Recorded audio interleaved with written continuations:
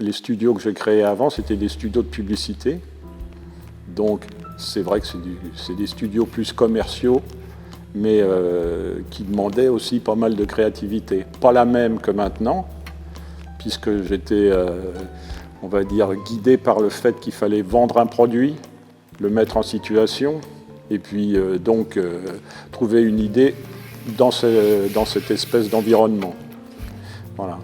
Donc maintenant, c'est vrai que c'est plus libre, puisque maintenant c'est moi qui ai soit eu un délire, soit une inspiration parce que j'ai vu quelque chose, et puis qui me permet d'aller travailler dans un sens ou dans un autre, quoi. Quand je fais des images, effectivement, je ressens quelque chose quand je le fais, ou j'essaye de faire passer quelque chose. Donc c'est en ça que je voudrais bien partager, oui, ce que j'essaye de faire passer. Mais après, ce qui est sympa et important surtout, c'est de créer effectivement, quand l'image est terminée, c'est de créer une émotion ou une sensation. Après, qu'elle soit bonne ou mauvaise, c'est pas très très grave. Le principal, c'est qu'il y en ait une. Quand il n'y en a pas, j'ai l'impression d'avoir un peu raté mon coup, quoi. Quand je suis en situation de fabriquer une photo avec l'appareil photo, je vois une image.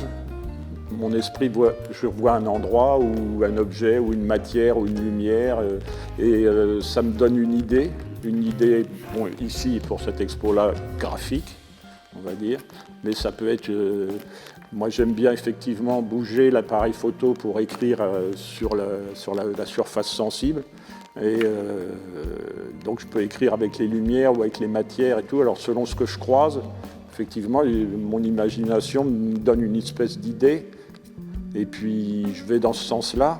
Des fois, je suis surpris parce que ça ne fonctionne pas ou parce que ça me donne totalement autre chose. Et puis, finalement, à force de tâtonner, j'arrive à faire l'image que j'ai envie de faire, que j'ai imaginée. Voilà. Dans image, dans imaginer, il y a image d'ailleurs. Hein. Bon.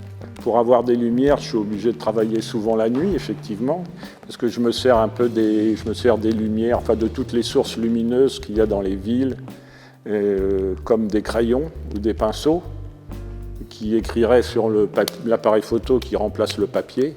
Et comme je ne peux pas bouger les lumières, je bouge le papier. Donc je dessine avec l'appareil photo, je fais mes dessins.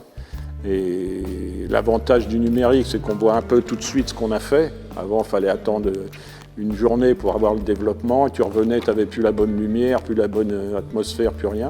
Donc là, tout de suite, tu vois dans quel sens tu peux aller, plus clair, plus foncé, trop vite, pas assez.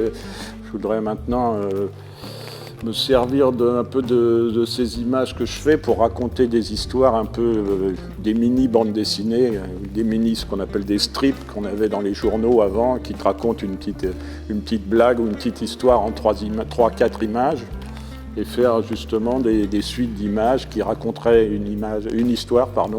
Et après, moi, par exemple, j'en ai fait une là, ici, c'est la première que j'ai fait, pour voir un peu ce que les gens ressentaient quand ils la voyaient. Et moi, je me suis raconté une histoire quand je l'ai fabriquée. Alors, souvent, les gens qui regardent cette image n'ont pas forcément la même histoire. C'est ça qui est intéressant aussi, c'est qu'ils ne se racontent pas forcément la même histoire que moi. Et donc, je voudrais aller un peu faire un nouveau style d'image composé de plusieurs images qui ne font qu'un seul objet à l'arrivée et qui racontent une histoire. Voilà.